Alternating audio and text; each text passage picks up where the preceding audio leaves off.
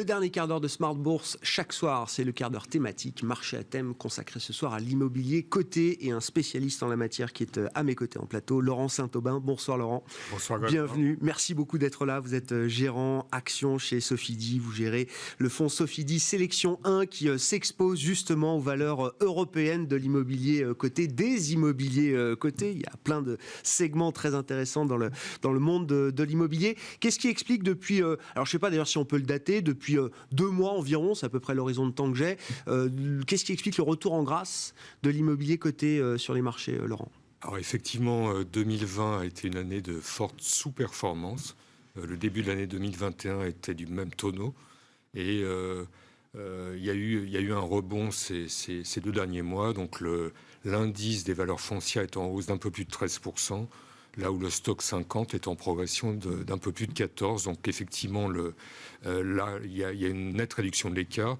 Je crois qu'il y a 2 explications. La première, c'est qu'il y a une rotation sectorielle en sens inverse qui est en train de s'opérer. Les marchés ont intégré le fait que les banques centrales allaient être extrêmement accommodantes avec l'inflation, y compris si elle est un peu structurelle. Donc les taux ont rebaissé. Et puis la deuxième chose, c'est que cette croissance échevelée des dernières semaines, elle va avoir une fin. On est plutôt dans un univers de stagnation séculaire que de croissance échevelée. Donc tout ça est favorable à la baisse des taux et tout ça est favorable à des secteurs plus défensifs comme l'immobilier. Et puis la seconde raison qui a à voir avec le secteur, c'est qu'il y a eu un certain nombre d'opérations spéculatives. Donc le rachat de la société foncière lyonnaise dans les bureaux par une société espagnole, et surtout la grosse OPA de Vonovia sur Deutsche Wohnen, une autre opération possible dans le bureau en Allemagne, et puis des transactions importantes sur les marchés physiques. En commerce, c'est un peu nouveau. Oui, c'est nouveau. En logistique. Depuis le temps qu'on se parle, et au pire de la crise, vous disiez, il n'y aura pas de sortie de crise tant qu'il n'y aura pas des transactions sur le marché physique.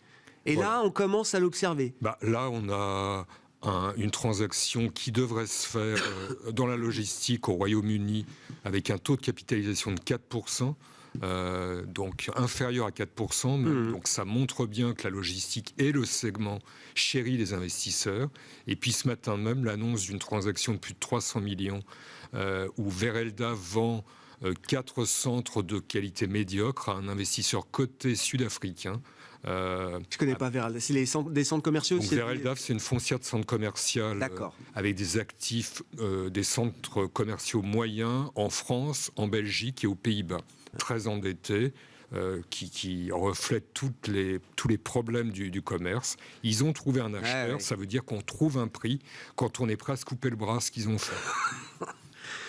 Revenons quand même, parce que vous l'avez dit d'un mot, l'OPA de Vonovia sur Deutsche Wohnen, alors qui était l'opération structurante. Là, on est sur du logement, essentiellement, c'est ça, en Allemagne. Les 2 grands acteurs du logement allemand. Enfin, une OPA, je ne sais pas, parce que l'opération, pour l'instant, elle tombe à l'eau de ce qu'on sait des dernières heures, Laurent. Qu'est-ce qui se passe ? Pourquoi ça ne se fait pas ? Et est-ce que c'est un mauvais signe, quand même, pour le secteur du logement en Allemagne ? Alors effectivement, ça a été une certaine surprise, mais je crois qu'il n'y avait pas de sujet sur le fond. Tous les investisseurs étaient d'accord avec le prix.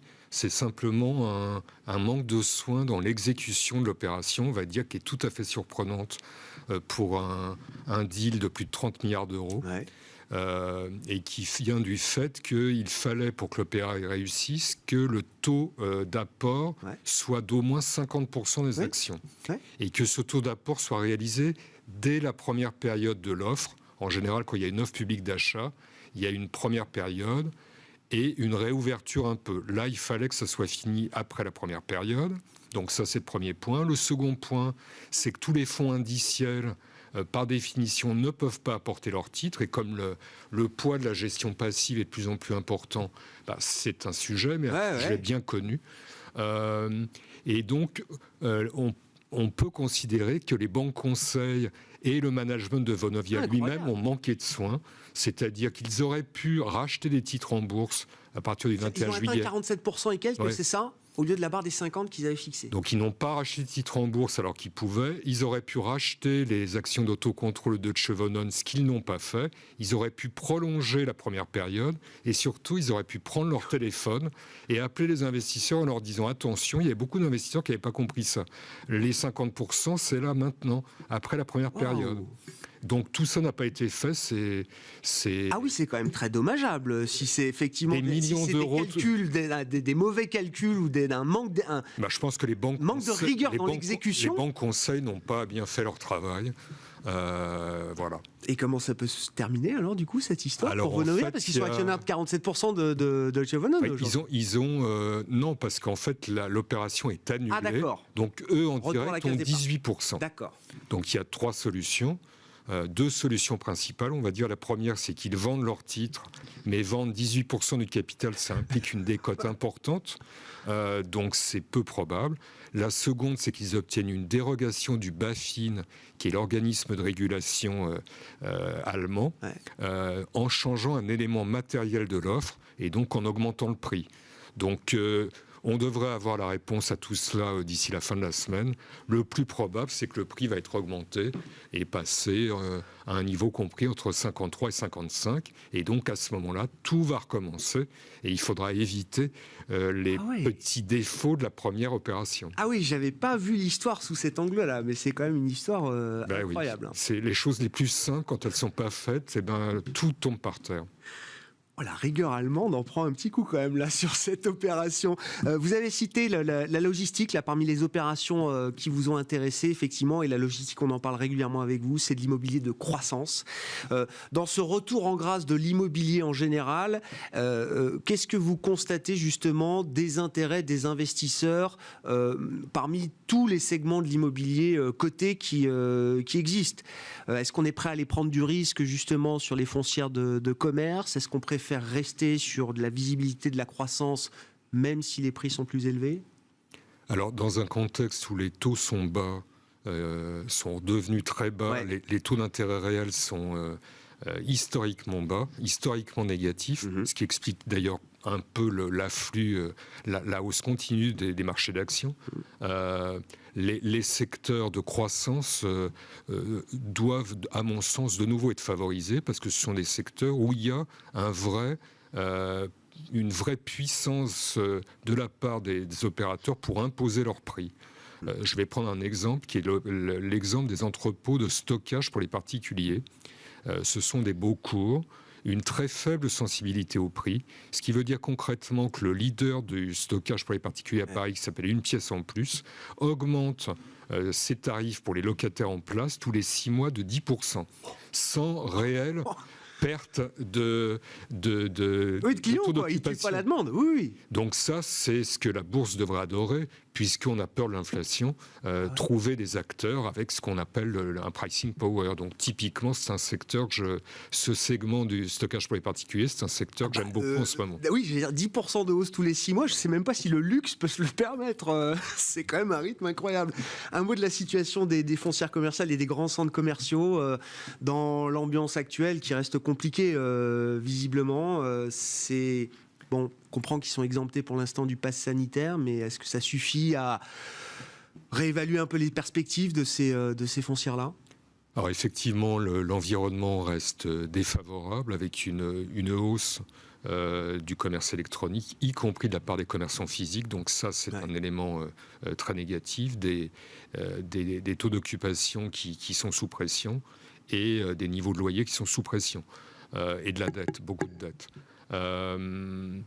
Il y a 2 choses qu'on peut observer. Je vous parlais tout à l'heure de cette foncière qui s'appelle Vereldav.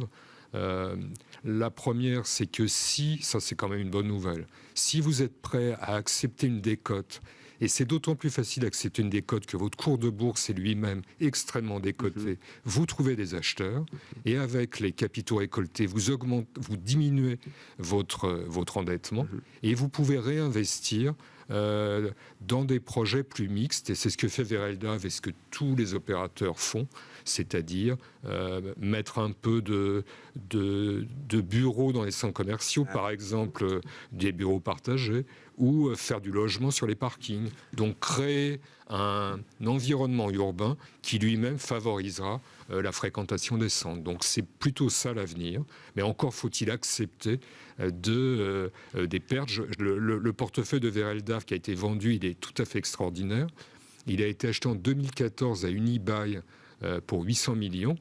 Il y avait 6 actifs. Les 4 plus gros sont vendus aujourd'hui pour 305. Donc la destruction de valeur, elle est tout à fait massive. Merci beaucoup Laurent, merci pour votre éclairage toujours très précieux sur ce marché immobilier et c'est cet immobilier coté. Laurent Saint-Aubin qui était à nos côtés ce soir, le gérant de Sofidy Sélection 1 chez Sofidy. Ainsi se termine Smart Bourse, on se retrouve demain en direct à 12h30.